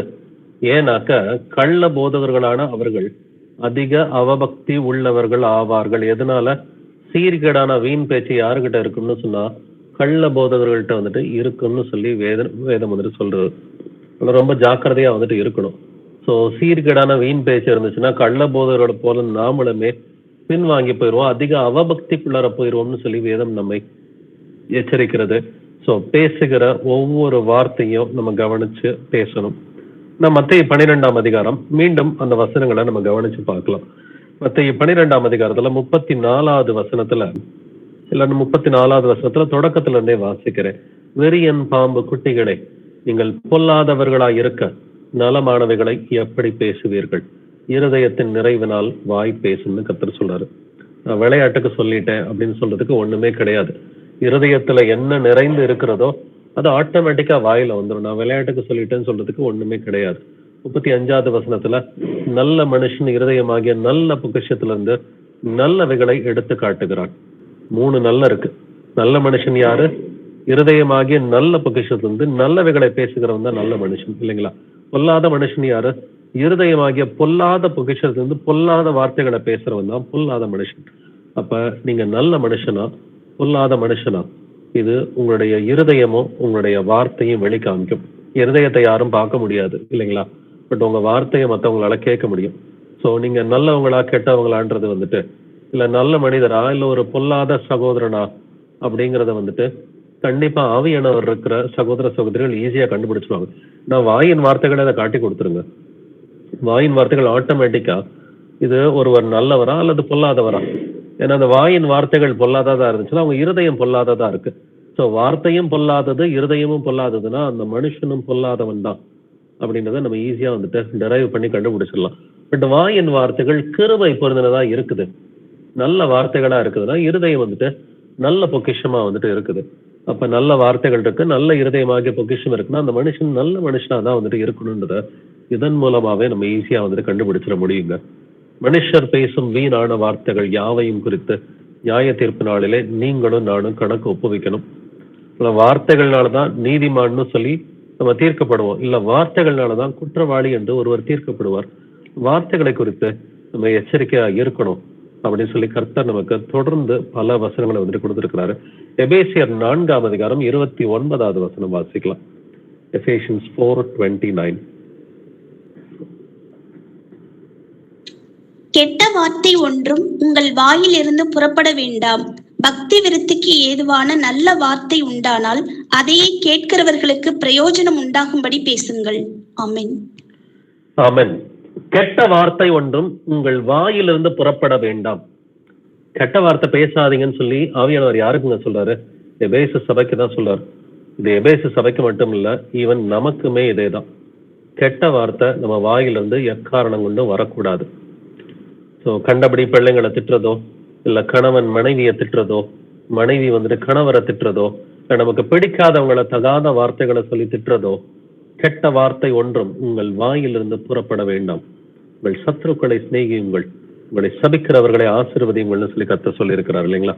சத்துருக்களை என்ன பண்ணணுமா? திட்டுறதுக்கு பதிலா உங்கள் சத்துருக்களை சிநேகியுங்கள், உங்களை சபிக்கிறவர்களை ஆசீர்வதியுங்கள், உங்களை நிந்திக்கிறவர்களுக்காக ஜெபம் பண்ணுங்கள் என்று வேதம் சொல்கிறது இல்லைங்களா? பக்தி விருத்திக்கு ஏதுவான நல்ல வார்த்தை உண்டானால் அதையே பேசுங்கப்பா, இல்லாட்டினா சும்மா இருங்கன்னு கர்த்தர் சொல்லி இருக்கிறார். பேச தெரியல, நல்ல வார்த்தை பேச தெரியலன்னா சும்மா இருந்தாலே ஞானி என்று எண்ணப்படுவான் என்று வேதம் சொல்கிறது இல்லைங்களா? அப்படின்னாக்க கெட்ட வார்த்தை பேசுறதுக்கு பதிலா சும்மாவே இருந்துடலாம், சும்மா இருந்துட்டு ஞானின்னு சொல்லி பேர் எடுத்துக்கலாம். யாக்கோபு 1:26 வாசிக்கலாமே. ஜேம்ஸ் 1:26. உங்களில் ஒருவன் தன் நாவை அடக்காமல் தன் இருதயத்தை வஞ்சித்து தன்னை தேவ பக்தி உள்ளவன் என்று எண்ணினால் அவனுடைய தேவ பக்தி வீணாய் இருக்கும். ஆமென். உங்களில் ஒருவன் தன் நாவை அடக்காமல் தன் இருதயத்தை வஞ்சித்து தன்னை தேவ பக்தி உள்ளவன் என்று எண்ணினால் அவனுடைய தேவ பக்தி வீணா இருக்கும்னு சொல்லி கர்த்தர் சொல்றாரு இல்லைங்களா? அப்படின்னாக்க அநேகர் தன்னைத்தானே தேவ பக்தி உள்ளவர்கள்னு சொல்லி நினைச்சுக்கிறாங்க. ஆனா அவர் நாவை மட்டும் அடக்கலைன்னு வச்சுக்கோங்களேன், அவர் என்ன பண்றாரு? முதல்ல தன் இருதயத்தை வஞ்சிக்கிறாருன்னு சொல்லி வேதம் சொல்கிறது இல்லைங்களா? தன்னுடைய இருதயத்தை அவரை வஞ்சித்துக் கொள்கிறார். ஆனா தன்னுடைய இருதயத்தை வஞ்சித்துக் கொண்டு தன்னுடைய நாவை அடக்கல, தன்னை தேவ பக்தி உள்ளவன் என்று தன்னைத்தானே எண்ணிக்கிட்டாருன்னா அவனுடைய தேவ பக்தி வீணா இருக்கும் என்று வேதம் சொல்கிறது இல்லைங்களா? Totally waste. அவங்க போதிக்கிறவங்களா இருக்கலாம், இல்ல வந்துட்டு சீஷர்களா இருக்கலாம், யாரா இருந்தாலும் தன்னுடைய நாவை அடக்க தெரியல அப்படின்னு சொன்னாக்க அவங்க தன்னைத்தானே ஏமாற்றுகிறவர்களா இருக்கிறார்கள். அவங்களுடைய தேவ பக்தி எல்லாமே டோட்டலி வேஸ்ட்ன்னு சொல்லி தான் கர்த்தர் சொல்றார். ஸோ முதலாவது கர்த்தர் நம்மிடம் எதிர்பார்ப்பது நாவை அடக்க பழகணும். பட் நாவடக்கத்தை பத்தி யாக்கோபுல ஒரு முழு அதிகாரம் இருக்கு. 3ஆம் அதிகாரத்தை வாசிச்சு பாத்தீங்கன்னா நாவடக்கத்தை பத்தி தான் கர்த்தர் அதிகமாவே வந்துட்டு பேசினாரு. இந்த நாவடக்கத்தை பத்தி ஒரு சில வசனங்கள் நம்ம வாசிக்கலாம். 2வது வசனம் யாக்கோபு 3:2 வாசிக்கலாம். நாம் எல்லாரும் அநேக விஷயங்களில் தவறுகிறோம். ஒருவன் சொல் தவறாதவனானால் அவன் பூரண புருஷனும் தன் சரீரம் முழுவதையும் கடிவாளத்தினாலே அடக்கிக் கொள்ளக்கூடியவனுமாய் இருக்கிறான். சிஸ்டர் அப்படியே 6வது வசனம் வரைக்கும் வாசிருங்க. பாருங்கள், குதிரைகள் நமக்கு கீழ்ப்படியும்படிக்கு அவைகளின் வாய்களில் கடிவாளம் போட்டு அவைகளுடைய முழு சரீரத்தையும் திருப்பி நடத்துகிறோம். கப்பல்களையும் பாருங்கள், அவைகள் மகா பெரியவர்களாய் இருந்தாலும் கடுங்காற்றுகளால் அடிபட்டாலும் அவைகளை நடத்துகிறவன் போகும்படி யோசிக்க இடம் எதுவோ அவ்விடத்திற்கு நேராக மிகவும் சிறிதான சுக்கானாலே திருப்பப்படும். அப்படியே நாவானதும் சிறிய அவயமாய் இருந்தும் பெருமையானவைகளை பேசும். பாருங்கள், சிறிய நெருப்பு எவ்வளவு பெரிய காட்டை கொளுத்தி விடுகிறது. நாவும் நெருப்புதான், அது அநீதி நிறைந்த உலகம். நம்முடைய அவயங்களில் நாவானது முழு சரீரத்தையும் கரைப்படுத்தி ஆயுள் சக்கரத்தையும் கொளுத்தி விடுகிறதாயும் நரக அக்கினியினால் கொளுத்தப்படுகிறதாயும் இருக்கிறது. ஆமென். 2வது வசனத்துல நாம் எல்லாரும் அநேக விஷயங்களில் தவறுகிறோம். ஒருவன் சொல் தவறாதவனானால் அவன் பூரண புருஷனும் தன் சரீரம் முழுவதையும் கடிவாளத்தினாலே அடக்கி கொள்ளக்கூடியவனுமாய் இருக்கிறான். அப்ப நம்ம சொல் தவறக்கூடாதுன்றது ஆவியானவர் விரும்புறார். அதுக்கு ஒரு எக்ஸாம்பிளையும் கொடுக்குறாரு. பாருங்க, குதிரைகள் எல்லாம் வந்துட்டு பாருங்க, அதுல வாயில கடிவாளம் இருக்குது, அதை வச்சு அந்த குதிரையவே நம்மளால கண்ட்ரோல் பண்ண முடியும் அப்படின்னு வந்துட்டு சொல்லப்படுது. அதே போல கப்பல்களை குறித்து ஒரு எக்ஸாம்பிள் கொடுக்குறாரு. கப்பல்களையும் பாருங்கள், அவைகள் மகா பெரியவைகளா இருந்தாலும் கடும் காற்றுகளால் அடிபட்டாலும் அவைகளை நடத்துகிறவன் கேப்டன் என்ன பண்றான், அது வந்துட்டு அவன் எந்த இடத்துக்கு போகணும்னு சொல்லி யோசிக்கிறானோ அந்த இடம் எதுவோ அவ்விடத்திற்கு நேராக மிகவும் சிறிதான சுக்கானாலே திருப்பப்படும்னு சொல்லி சொல்றாரு. ஸோ எப்படிக்கு குதிரைகளுக்கு கடிவாளம் இருக்குதோ, கப்பல்களுக்கு சிறிதான சுக்கான் வந்துட்டு இருக்கிறதோ, அப்படியே நாவானதும் சிறிய அவயமா இருந்தும் பெருமையானவைகளை பேசும். ஸோ நாக்கு பெருமையானவைகளை தான் பேசும். பாருங்கள், சிறிய நெருப்பு எவ்வளவு பெரிய காட்டை கொளுத்தி விடுகிறது. நாவும் நெருப்பு தான் சொல்லி எழுதியிருக்குதுங்க. அது அநீதி நிறைந்த உலகம். நம்முடைய அவயங்களில் நாவானது முழு சரீரத்தையும் கரைப்படுத்தி ஆயுள் சக்கரத்தை கொளுத்தி விடுகிறதாயும் நரக அக்கினியினால் கொளுத்தப்படுகிறதாயும் இருக்கிறது. நாக்கு என்ன பண்ணுமா, நரகத்துக்கு தள்ளி விட்டுருன்னு சொல்லி எழுதியிருக்கு. பட் இந்த நாக்கை பத்தி இன்னொரு விஷயத்தையும் நம்ம தெரிஞ்சுக்கணும். 8வது வசனத்தை வாசிப்போமே. நாவை அடக்க ஒரு மனுஷனாலும் கூடாது, அது அடங்காத பொல்லாங்குள்ளதும் சாவுக்கு ஏதுமான விஷம் நிறைந்ததுமாய் இருக்கிறது. இதை நல்லா புரிஞ்சுக்குங்க. உங்களாலையும் என்னாலையும் நாவை அடக்க முடியாதுங்க. நாவை அடக்க ஒரு மனுஷனாலும் கூடாது, அது அடங்காத பொல்லாங்குள்ளதும் சாவுக்கு ஏதுவான விஷம் நிறைந்ததுமாய் இருக்கிறது. உங்களாலையும் நாவை அடக்க முடியாது, என்னாலையும் நாவை அடக்க முடியாது. அதுக்கு என்ன சொல்யூஷன் அப்படிங்கிறதை நம்ம கவனிச்சு பார்க்கலாம். மீண்டும் ஒரு முறை 8வது வசனத்திலிருந்து 12ஆம் வசனம் வரைக்கும் வாசிக்கலாமே. நாவை அடக்க ஒரு மனுஷனாலும் கூடாது, அது அடங்காத பொல்லாங்குள்ளதும் சாவுக்கு ஏதுமான விஷம் நிறைந்ததுமாய் இருக்கிறது. அதனாலே நாம் பிதாவாகிய தேவனை துதிக்கிறோம், தேவனுடைய சாயல்படி உண்டாக்கப்பட்ட மனுஷரை அதனாலே சபிக்கிறோம். துதித்தலும் சபித்தலும் ஒரே வாயிலிருந்து புறப்படுகிறது. என் சகோதரரே, இப்படி இருக்கலாகாது. ஒரே ஊற்றுக்கண்ணிலிருந்து தித்திப்பும் கசப்பான தண்ணீர் சுரக்குமா? என் சகோதரரே, அத்திமரம் ஒலிவ பழங்களையும் திராட்சை செடி அத்தி பழங்களையும் கொடுக்குமா? அப்படியே உவர்ப்பான நீரூற்றி தித்திப்பான ஜலத்தை கொடுக்க மாட்டாதே. ஆமென். நாவை அடக்க ஒரு மனுஷனாலும் கூடாது, அது அடங்காத பொல்லாங்குள்ளதும் சாவுக்கு ஏதுவான விஷம் நிறைந்ததுமா இருக்கிறது. நாக்க உங்களாலையும் அடக்க முடியாது, என்னாலையும் அடக்க முடியாது. 9வது வசனம் சொல்லுது, அந்த நாக்குனாலதான் நாம் பிதாவாகிய தேவனை துதிக்கிறோம், தேவனுடைய சாயலின்படி உண்டாக்கப்பட்ட மனுஷரை அதனாலேயே சபிக்கிறோம். துதித்தலும் சபித்தலும் ஒரே வாயிலிருந்து புறப்படுகிறது. என் சகோதரரை இப்படி இருக்கலாகாது. என் சகோதரன் யாரை பார்த்து யாக்கோபு பேசுறாரு? கிறிஸ்தவர்களை பார்த்துதாங்க. ஆதிசபையில கொஞ்சம் உண்மையா இருந்த கிறிஸ்தவர்களை பார்த்துதான், சகோதர சகோதரிகளே, துதித்தலும் சபித்தலும் ஒரே வாயிலிருந்து புறப்படக்கூடாது. இன்னைக்கு நமக்கும் ஆவியானவர் இதைத்தான் சொல்லாரு. பிரதர்ஸ் அண்ட் சிஸ்டர்ஸ், துதித்தலும் சபித்தலும் ஒரே நாவிலிருந்து புறப்படக்கூடாது. நம்முடைய கர்த்தராகி இயேசு கிறிஸ்துவை இந்த நாவலால் தான் நம்ம துதிக்கிறோம் இல்லைங்களா?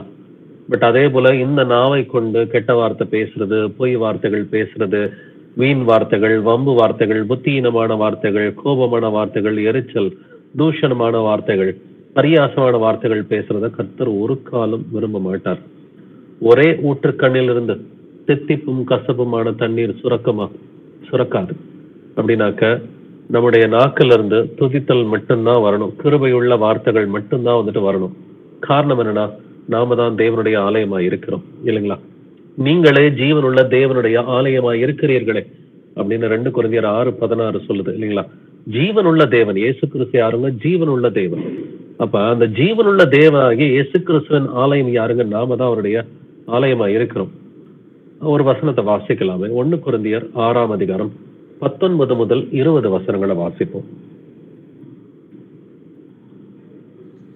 உங்கள் சரீரமானது நீங்கள் தேவனாலே பெற்றும் உங்களில் தங்கியும் இருக்கிற பரிசுத்த ஆவியினுடைய ஆலயமாய் இருக்கிறதென்றும் நீங்கள் உங்களுடையவர்கள் அல்ல என்றும் அறியீர்களா? கிரயத்துக்கு கொல்லப்பட்டீர்களே, ஆகையால் தேவனுக்கு உடையவைகளாகிய உங்கள் சரீரத்தினாலும் உங்கள் ஆவியினாலும் தேவனை மகிமைப்படுத்துங்கள். ஆமென். ஆமென். 19வது வசனத்தை நல்லா கவனிச்சுக்குங்க. உங்கள் சரீரமானது நீங்கள் தேவனாலே பெற்றதுன்னு சொல்லி வேதம் சொல்கிறது இல்லைங்களா? உங்க உடம்பு யாருங்க கொடுத்தது? உங்க உயிர் மட்டும் கர்த்தர் கொடுத்தது இல்ல, உங்க உடம்பும் கர்த்தர் கொடுத்ததா, உங்க சரீரமும் கர்த்தர் கொடுத்ததுதான். அப்படின்னா உங்களில் தங்கியும் இருக்கிற பரிசுத்த ஆவியினுடைய ஆலயமாய் உங்கள் சரீரம் இருக்கிறது. நீங்கள் உங்களுடையவர்கள் அல்ல. உங்களுடைய உயிர் உங்களுக்கு சொந்தம் இல்லைங்க, உங்க உடம்பு உங்களுக்கு சொந்தம் இல்லை, இது கர்த்தருக்கு சொந்தம். அப்படின்னா 20வது வசனம் அதனாலதான் ஆதியில இருந்து கவனிச்சு பாத்தீங்கன்னா, உங்கள் சரீரத்தினாலும் உங்கள் ஆவியினாலும் தேவனை மகிமைப்படுத்துங்கள். சரீரத்திலையும் தேவனை தான் மகிமைப்படுத்தணும், ஆவியிலையும் தேவனை தான் மகிமைப்படுத்தணும். பட் ஆனா சரீரத்துல தானே நாக்கு இருக்குது, நாவை அடக்க ஒருவனாலும் கூடாதுன்னு சொல்லி வேதம் சொல்லுதே. இப்ப நான் எப்படி இதுல இருந்து தப்பிக்கிறது அப்படின்னு கேட்டீங்கன்னா, அதுக்கு ஒரு சொல்யூஷன் ஆவியானவர் கொடுத்திருக்கிறார். 2 கொரிந்தியர் 10ஆம் அதிகாரம் 3 முதல் 5 வசனங்களை வாசிப்போம். 2 Corinthians chapter 10 verses 3 to 5. நாங்கள் மாம்சத்தில் நடக்கிறவர்களாய் இருந்தும் மாம்சத்தின்படி போர் செய்கிறவர்கள் அல்ல. எங்களுடைய போர் ஆயுதங்கள் மாம்சத்துக்கு ஏற்றவர்களாய் இராமல் அரண்களை நிர்மூலமாக்குகிறதற்கு தேவ பலமுள்ளவைகளாய் இருக்கிறது. அவைகளால் நாங்கள் தர்க்கங்களையும் தேவனை அறிகிற அறிவுக்கு விரோதமாய் எழும்புகிற எல்லா மேட்டிமையையும் நிர்மூலமாக்கி எந்த எண்ணத்தையும் கிறிஸ்துவுக்கு கீழ்ப்படிய சிறைப்படுத்துவர்களாய் இருக்கிறோம். ஆமென். நாங்கள் மாம்சத்தில் நடக்கிறவர்களாயிருந்தும் மாம்சத்தின்படி போர் செய்கிறவர்கள் அல்ல. அப்படின்னா என்ன அர்த்தம்? நம்மெல்லாம் மனிதர்கள் தான் இல்லைங்களா? இன்னும் கர்த்தர் வரல, நம்ம இன்னும் ஆவிக்குரிய சரீரத்தை பெறல, இன்னும் அந்த ரட்சிப்பின் முழுமையை நம்ம அடையலை இல்லைங்களா? நம்ம மாம்சத்தின்படி தான் இருக்கிறோம். இருந்தாலும் மாம்சத்தின்படி போர் செய்கிறவர்கள் அல்ல. என்னைய திட்டினா நான் திரும்ப அவங்களை திட்டணுன்ற அவசியம் எனக்கு இல்லை இல்லைங்களா? மாம்சத்தின்படி போர் செய்கிறது நம்முடைய வேலை இல்லை இல்லைங்களா? மாம்சத்தின்படி போர் செய்யக்கூடாது. அப்ப நம்முடைய போர் ஆயுதங்கள் எப்படிங்க இருக்குது? நமக்கு யாரோட போராட்டம் இருக்குது? நமக்கு வான மண்டலங்களில் உள்ள அந்தகார லோகாதிபதிகளோடு தான், பிசாசோட தான் நம்முடைய போராட்டம் இருக்குது. மாம்சமும் ரத்தமும் நமக்கு அதோட போராட்டம் அல்ல இல்லைங்களா? எபேசியர் 6ஆம் அதிகாரம் சொல்றபடி மாம்சத்தோடும் ரத்தத்தோடும் நமக்கு போராட்டம் அல்ல, பிசாசு கூட மட்டும்தான் நமக்கு போராட்டம் இருக்கிறது. அப்படின்னா அந்த பிசாசு கூட போராடுவதற்கு நம்முடைய போர் ஆயுதங்கள் எப்படிங்க இருக்கணும்? எங்களுடைய போர் ஆயுதங்கள் மாம்சத்துக்கு ஏற்றவைகளாய் இராமல் அரண்களை நிர்மூலமாக்குகிறதற்கு தேவ பலமுள்ளவைகளாய் இருக்கிறது. நம்முடைய போர் ஆயுதங்கள் எது? எபேசியர் 6ஆம் அதிகாரம் சொல்றது போல சத்தியம் என்னும் கச்சை இருக்கணும். முதல்ல உண்மையை பேசுற பிள்ளைகளா இருக்கணுங்க, பொய் சொல்லக்கூடாது. பொய் சொன்னோம்னு சொன்னாக்க சத்தியம் என்னும் கச்சை இருக்காது, நிர்வாணிகளா மாறிடுவோம். அதனால சத்தியம் என்னும் கச்சை முதல்ல இருக்கணும். 2வது நீதி என்னும் மார்க்கவசம். எப்பொழுதுமே எதை செய்தாலும் நீதியோட பேசுகிற பிள்ளைகளா இருக்கணும். 3வது சமாதானத்தின் சுவிசேஷத்திற்குரிய ஆயத்தம் என்கிற பாத ரட்சை எப்பொழுதுமே இருக்கணும். சுவிசேஷம் அறிவிக்கிறதுக்கு எப்பொழுதுமே ரெடியா இருக்கணும். இது 3வது ஆயுதம். ரட்சணியம் எனும் தலை சீரா 4வது ஆயுதம். அடுத்து 5வது பொல்லாங்கனையும் எல்லா அக்னியாஸ்திரங்களையும் அவித்து போடத்தக்கதாக விசுவாசம் என்னும் கேடகத்தை பிடித்தவர்களா இருக்கணும். இது 5வது ஆயுதம். கடைசியா 6வது ஆவியின் பட்டயமாகிய தேவ வசனத்தை எப்பொழுதும் எடுத்துக்கொள்ளணும். இந்த 6 ஆயுதங்கள் தாங்க உங்களுக்கு எனக்கு முக்கியமா தேவைப்படுகிறது. இப்ப நம்முடைய போர் ஆயுதங்கள் வாசித்தோம் இல்லைங்களா? 2 கொரிந்தியர் 10:4 என்ன வாசித்தோம்? நம்முடைய போர் ஆயுதங்கள் மாம்சத்துக்கு ஏற்ற போர் ஆயுதங்கள் கிடையாது. இது அரண்களை நிர்மூலமாக்குகிறதற்கு தேவ பலமுள்ளவைகளாய் இருக்கிறது. அப்ப அவைகளால் அடுத்த வசனம் ஆரம்பிக்குது. அவைகளால் என்னது? அந்த போர் ஆயுதங்களால் நாங்கள் தர்க்கங்களையும் தேவனை அறிகிற அறிவுக்கு விரோதமாய் எழும்புகிற எல்லா மேட்டிமையும் நிர்மூலமாக்கி எந்த எண்ணத்தையும் கிறிஸ்துவுக்கு கீழ்ப்படிய சிறைப்படுத்துகிறவர்களாய் இருக்கிறோம். முதல்ல நீங்க பாதுகாக்க வேண்டியது உங்களுடைய இருதயம் தாங்க. இருதயத்தை எல்லா காவலோடும் காத்து கொண்டீங்கன்னு சொன்னா உங்க நாக்கு உங்க கண்ட்ரோல்ல இருக்கும். உங்க இருதயத்தை காப்பாத்திக்கிட்டீங்கன்னா உங்க நாக்கு நீங்க சொல்றபடி கேட்கும். நீங்க இருதயத்துல கெட்ட சிந்தனைகளுக்கும் பொல்லாத சிந்தனைகளுக்கும் பொருளாசைக்கும் கோபம் வெறுப்பு கசப்பு இச்சை இவைகளுக்கெல்லாம் இடம் கொடுத்தீங்கன்னு சொன்னாக்க உங்களுடைய அவயங்கள் உங்க கண்ட்ரோல்ல இருக்காது. உங்க கண் பார்வை உங்க கண்ட்ரோல்ல இருக்காது. உங்களுடைய அவயங்கள் என்ன செய்யுதுன்றதை உங்களால எதையுமே உங்களோட கையவோ உங்களுடைய காலவோ உங்களுடைய கண்களையோ உங்களுடைய உதடுகளையோ உங்களால கண்ட்ரோல் பண்ணவே முடியாது. உங்களுடைய இருதயத்தை எல்லா காவலோடும் காத்துக்கொள்ள வேண்டும். எந்த எண்ணத்தையும் கிறிஸ்துவுக்கு கீழ்ப்படிய சிறைப்படுத்துகிறவர்களா இருக்கிறீங்களா இல்லையா? சிறைப்படுத்திட்டீங்கன்னு சொன்னா உங்க நாக்கு நீங்க விரும்புறபடி பேசும், உங்க கண் பார்வை நீங்க விரும்புறபடி பார்க்கும். கண் பார்வையில அதில ஏவாள் என்ன செஞ்சாங்க? அந்த பழம் இச்சிக்கப்படத்தக்க பழமா இருந்தது. இச்சையினாலதான் உலகத்துல பாவமே வந்தது. பாக்குறதுக்கு நல்லா இருக்குதே, சாப்பிட்டா நல்லா இருக்கும் போல இருக்குன்னு சொல்லி அந்த அம்மா ஏமாந்துட்டாங்க இல்லைங்களா? அது பாக்குறதுக்கு மட்டும்தான் நல்லா இருந்துச்சு, சாப்பிடுறதுக்கு நல்ல பழம் கிடையாது. கர்த்தர் அதை வேண்டான்னு ஏற்கனவே விலக்கி இருந்தார். அப்படின்னாக்க இச்சையினால வந்தது. அப்ப ஒரு சிலருக்கு பார்வை இச்சையான பார்வையா இன்னமும் கூட இருக்கும், பெருமையான பார்வையா ஒரு சிலருக்கு இருக்கும். ஸோ பெருமையான பார்வையோ இச்சையான பார்வையோ, அப்ப இதுக்கெல்லாம் எங்க இருந்து பிரச்சனை ஆரம்பிக்குதுன்னு பாத்தீங்கன்னா இருதயத்துல இருந்து ஆரம்பிக்குது. இருதயத்துல இச்சைக்கு இடம் கொடுத்துட்டோம்னா, இருதயத்துல பெருமைக்கு இடம் கொடுத்துட்டோம்னா, இல்ல இருதயத்துல ஒரு கோபம் வெறுப்பு கசப்பு இல்ல பொருள் ஆசைக்கு இடம் கொடுத்துட்டோம்னு சொன்னா அவயங்கள் அப்படிதான் வந்துட்டு செயல்படும். ஒருத்தர் நம்ம திட்டுறோம்னாக்க ஏன் திட்டுறோம்? இருதயத்துல அவங்களை குறித்து கசப்பா வந்துட்டு சிந்திச்சிட்டோம். அப்ப அந்த கசப்பான சிந்தனைகளுக்கு நீங்க 1 மணி நேரம், 2 மணி நேரம், 3 மணி நேரம், அல்லது 1 நாளோ 2 நாளோ 3 நாளோ, அல்லது 1 வாரம் 2 வாரம் 3 வாரம் இடம் கொடுத்துட்டீங்கன்னு சொன்னா உங்க நாக்கு நீங்க சொல்றதை கேட்கவே கேட்காதுங்க. நிறைய நேரம் பேசக்கூடாதுன்னு நினைக்கிறத நீங்க பேசியிருப்பீங்க, சொல்ல வேண்டாம்னு நினைச்ச காரியத்தை நீங்க சொல்லியிருப்பீங்க. காரணம் என்னன்னா, இருதயத்துல தேவையில்லாத சிந்தனைகளுக்கு நீங்க இடம் கொடுத்துருக்கீங்க. வித்தின் அ ஸ்பிளிட் செகண்ட் ஆவியானவர் நமக்கு உணர்த்திடுவாரு, இது தப்பான சிந்தனை, இதை விரட்டுன்னு சொல்லியிருப்பாரு. நாம கேட்டிருக்க மாட்டோம். ஆவியானவரை நீங்க சும்மா இருங்க, உங்களுக்கு எல்லாம் தெரியாது, பிராக்டிக்கலா என் பிரச்சனை உங்களுக்கு தெரியாது ஆண்டவர்னு சொல்லி ஆவியானவரையும் மியூட்ல போட்டு வச்சிருந்திருப்போம். ஆவியானவரை மியூட்ல போட்டு வச்சாக்க அவர் பேசுறது எதுவுமே நமக்கு கேட்காது இல்லைங்களா? ஸோ முதல் காரியமா இருதய சிந்தனைகளை வந்துட்டு எல்லா காவலோடும் காத்துக்கொள்ள வேண்டும். தேவனை அறிகிற அறிவுக்கு விரோதமாய் எழும்புகிற எல்லா மேட்டுமையான சிந்தனைகளையும் நிர்மூலமாக்கணும்னு சொல்லி வேதம் சொல்கிறது. ஒரு மாம்ச சிந்தை இருதயத்துல வருதா, என்ன செய்யணும்? இயேசு கிறிஸ்துவின் நாமத்தினாலே வெளியே போன்னு சொல்லி விரட்டி விடணும். அது பொருளாசையோ கசப்போ வெறுப்போ. நீங்க ஏற்கனவே ஒருத்தரை மன்னிச்சிருந்திருக்கலாம், மன்னிச்ச ஆளை வந்துட்டு திரும்ப ஒரு கசப்பான சிந்தனை இருதயத்துல ஞாபகம் வரும். அப்ப அந்த மாம்ச சிந்தை என்ன பண்ணணும்? நான் மன்னிச்சதுதான். மாம்ச சிந்தையே, கசப்பின் ஆவியே வெளியில போ, கசப்பான சிந்தனையே இயேசுவின் நாமத்தினால உனக்கு கட்டளை போடுறேன், என்னை விட்டு வெளியில போன்னு சொல்லி விரட்டி அடிக்கலைனாக்க அதுக்கப்புறம் அந்த நபரை நீங்க எப்ப பாக்குறீங்களோ டைரக்டா சண்டை போட்டுருவீங்க, அவங்கள்ட்ட போய் கசப்பா பேசி சண்டை போட்டுருவீங்க. பட் இதெல்லாம் செய்யாம இருக்கணும்னு சொன்னாக்க நம்ம முதல்ல செய்ய வேண்டியது வந்துட்டு நம்முடைய இருதயத்துல இருக்கிற சிந்தனைகளை சீர்தூக்கி பார்க்கணும். நம்மை நாமே நிதானித்து அறிந்தால் நாம் நியாயம் தீர்க்கப்படும்.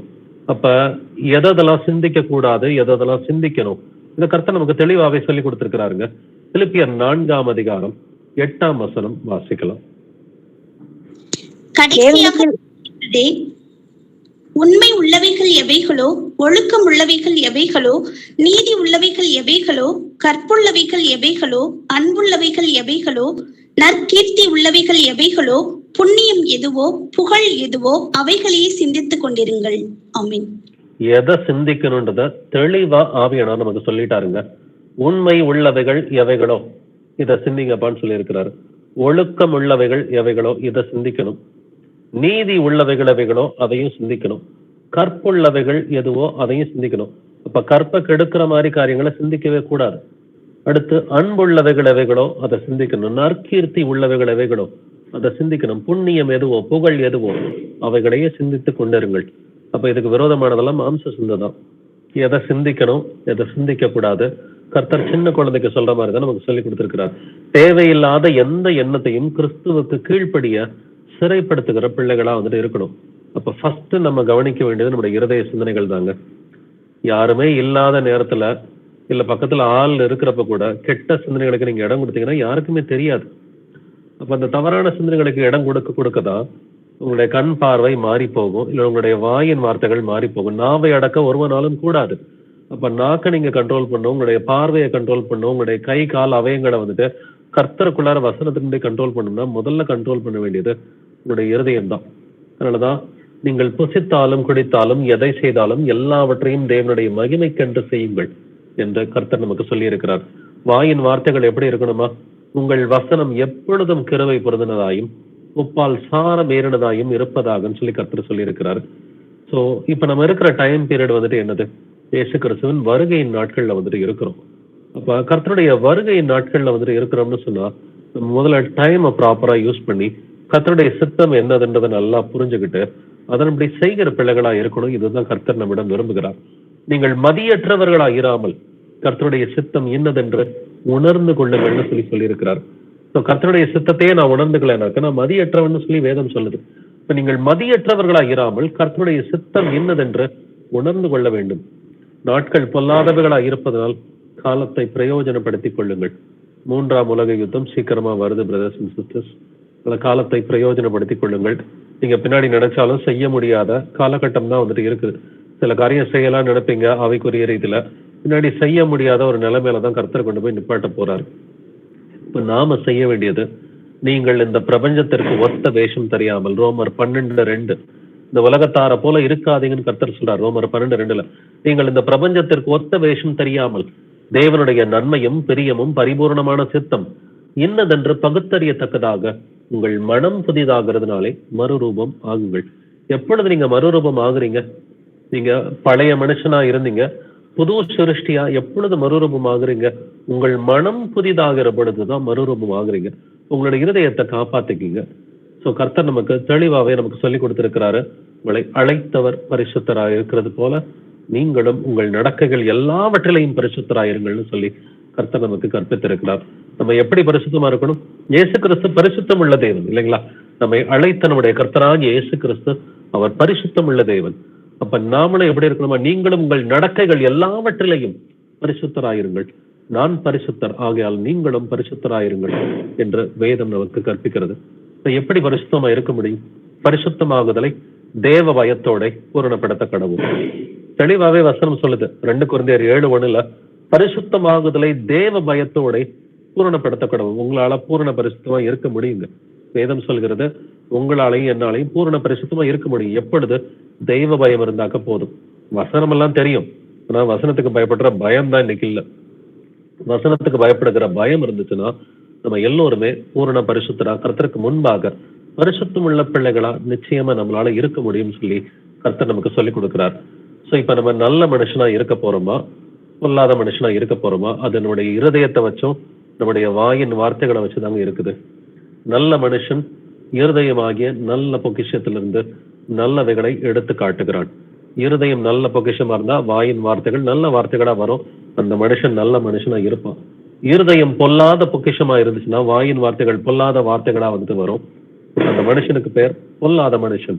மனுஷர் பேசும் வீணான வார்த்தைகள் யாவையும் குறித்து நியாய தீர்ப்பு நாளிலே நீங்களும் நானும் கணக்கு ஒப்புவிக்கணும். அதனால பெட்டர் வந்துட்டு கிருபை உள்ள வார்த்தைகளை பேசிடுவோம். ஸோ உங்கள் வசனம் எப்பொழுதும் கிருபை பொருந்தினதாயும் உப்பால் சாரம் ஏறினதாயும் இருக்கணும். அப்ப வீட்டுக்குள்ளார உங்க வார்த்தைகளை கவனிச்சுக்குங்க. வம்பும் புத்தியீனமான பேச்சும் பரியாசமும் தகாதவைகள் ஸ்தோத்திரம் செய்தலை தகும் என்று எழுதி இருக்கிறது. அப்ப வார்த்தைகள் எப்பொழுதும் கிருபை உள்ள வார்த்தைகளா அப்படின்னாக்க முதல்ல சிந்தனையை வந்துட்டு காப்பாத்திக்கணும். என்னென்ன சிந்திக்கணும்? உண்மை உள்ளவைகளவைகளோ, ஒழுக்கம் உள்ளவைகளவைகளோ, நீதி உள்ளவைகளவைகளோ, கற்புள்ளவைகளவைகளோ, அன்புள்ளவைகளவைகளோ, நற்கீர்த்தி உள்ளவைகளவைகளோ, புண்ணியம் எதுவோ புகழ் எதுவோ அவைகளையே சிந்தித்துக் கொண்டு இருங்கள். இப்படி நீங்க சிந்திச்சீங்கன்னா உங்களுடைய நாவு நீங்க சொல்றபடி கேட்கும். உங்க கண் பார்வை நீங்க சொல்றபடி வந்துட்டு கண் பார்வை வந்துட்டு பெருமை இல்லாத பார்வையா இருக்கும், இல்ல இச்சை இல்லாத பார்வையா வந்துட்டு இருக்கும். உங்களுடைய அவயங்கள் எல்லாமே நீங்க சொல்றபடி கரெக்டா வந்துட்டு கேட்கும். அப்ப எல்லா காவலோடும் இருதயத்தை காத்து கொள்ள வேண்டும் அப்படிங்கறதான் கர்த்தர் நமக்கு இன்னைக்கு கொடுக்கிற செய்தியா இருக்கிறது. இருதயத்தை நல்ல பொக்கிஷமா பார்த்துக்குவோம். கர்த்தர் வரும் வரைக்கும் நம்முடைய இருதயத்தை நல்ல பொக்கிஷமா பார்த்து நல்ல வார்த்தைகளை பேசி கர்த்தர்ட்ட நல்ல மனுஷன் அப்படின்ற பேர் எடுக்கிற பிள்ளைகளா வந்துட்டு நம்ம இருக்கணும்னு சொல்லி இந்நாள் வரைக்கும் நம்ம பொல்லாத இருதயத்தோட இருந்தாலும், இந்நாள் வரைக்கும் நம்ம பொல்லாத வார்த்தைகளை பேசி பொல்லாத மனுஷனா நேத்து வரைக்கும் இருந்திருந்தாலும் நம்ம இன்னைக்கு கர்த்தர்ட்ட மனம் திரும்பி மேபி நீங்க இயேசுவுக்காக 90% எல்லா காரியத்தையும் விட்டுட்டு வந்திருந்திருக்கலாம். இயேசுவுக்காக எவ்வளவு காரியங்களை உங்க வாழ்க்கையில மாத்திருக்கலாம். சிலை வழிபாடை நீங்க விட்டுருந்துருக்கலாம். வந்துட்டு நிறைய காரியங்களை கள்ள சரகனை விட்டுருக்கிறீங்க, கள்ள போதை விட்டுருந்து வந்துட்டு வெளியேறி வந்துட்டு வந்திருக்கிறீங்க. பட் இருந்தாலும் இன்னொரு 1-2 காரியத்தை வந்துட்டு மேற்கொள்ள முடியாம இருந்தாக்கா அதற்குரிய பலனையும் கர்த்தர் நமக்கு இன்று கொடுப்பார் அப்படின்னு சொல்லி நம்ம விசுவாசிப்போம். நான் கர்த்தருக்கு நம்ம எப்படி பரிசுத்தம் உள்ள பிள்ளைகளா வேணும்? உங்கள் நடக்கைகள் எல்லாவற்றிலையும் பரிசுத்தராயிருங்கள்னு சொல்லி கர்த்தர் சொல்றாரு. அப்படின்னா ஒவ்வொரு நடக்கையும் பரிசுத்தமா இருக்கணும். 95% நான் மாத்திக்கிட்டேன் பிரதர்னு சொன்னாலும் பத்தாது. 98% நான் மாத்திக்கிட்டேன்னு சொன்னாலும் பத்தாது. உங்கள் நடக்கைகள் எல்லாவற்றிலையும் பரிசுத்தராயிருங்கள். பரிசுத்தமாகுதலை தேவ பயம் இருந்துச்சுனாக்கா பூரணப்படுத்த முடியும். பர்ஃபெக்டா ஹோலியா இருக்க முடியும்னு கர்த்தர் சொல்றாரு. சோ என்னை பலப்படுத்துகிற கிறிஸ்துவனாலே எல்லாவற்றையும் செய்ய எனக்கு பலன் உண்டு என்று வேதம் சொல்கிறது. அப்படின்னாக்க இயேசு கிறிஸ்துவின் ஆவி நமக்குள்ளார இருந்துச்சுனாக்க போதும். நம்மளால இன்னும் மேற்கொள்ள முடியாத பாவங்கள் ஏதாவது 1-2 இருந்தா கூட ஆவியானவர்கிட்ட ஜெபத்துல கேட்டோம்னா நிச்சயமா அதை மேற்கொள்றதுக்கு நிச்சயமா அவர் கிருபையை கொடுப்பார். நம்மால முடியாத காரியத்தை கர்த்தர்ட்ட தான் போய் கேட்கணும். கர்த்தர்ட்ட போய் ஆண்டவரே எனக்குள்ளார இந்த பிரச்சனை இன்னமும் இருக்கத்தான் செய்யுது, இந்த பலவீனம் எனக்குள்ளார இன்னும் இருக்கத்தான் செய்யுது, பட் இதை மேற்கொள்றதுக்கு எனக்கு கிருபையை கொடுங்கப்பான்னு சொல்லி நீங்க தொடர்ந்து கர்த்தர்ட்ட கேட்டீங்கன்னாக்க மேற்கொள்ள முடியாத பாவங்களை மேற்கொள்ள செய்வார். ஸோ உங்களுடைய நாவு வந்துட்டு கரெக்டா கண்ட்ரோல்ல இருக்கும். உங்களுடைய அவயங்கள் எல்லாமே கரெக்டா கண்ட்ரோல்ல இருக்கும். பாவம்ன்றது உங்க வாழ்க்கையில இருக்காதுங்க. தேவனால் பிறந்தவன் பாவம் செய்யான் என்று எழுதி இருக்கிறது. ஏன்னாக்கா அவருடைய வித்து அவனுக்குள் தரித்திருக்கிறது. வித்துனாக்கா வசனம் உங்க இருதயத்துல வந்துட்டு தரித்திருந்தாக்கா பாவம் இல்லாத வாழ்க்கைய வந்துட்டு பரிசுத்தமான வாழ்க்கைய நீங்களும் நானும் வாழ முடியும். இதற்காக ஒரு ஜெபத்தோட வந்துட்டு இந்த பைபிள் ஸ்டடியை நிறைவு செய்யலாம். Praise Lord brothers and sisters. நம்மளே யாருடைய இருதயத்தை ஆவியானவர் ஏவுறாரோ நம்ம ஒரு ப்ரேயரோட வந்துட்டு இந்த பைபிள் ஸ்டடியை நிறைவு செய்யலாம்.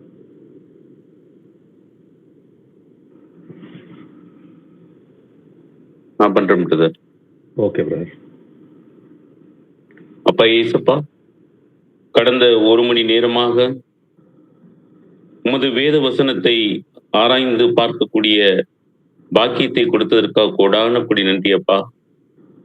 சகோதரரை மறைத்து ஆவியானவரே, நீங்கள் எங்கள் மத்தியிலே எப்படி எங்கள் இருதயத்தினை தூய்மையாக வைத்துக் கொள்ள வேண்டும், இருதயத்தில் உள்ள சிந்தனைகள் வாயின் வழியாக வருகின்றதப்பா.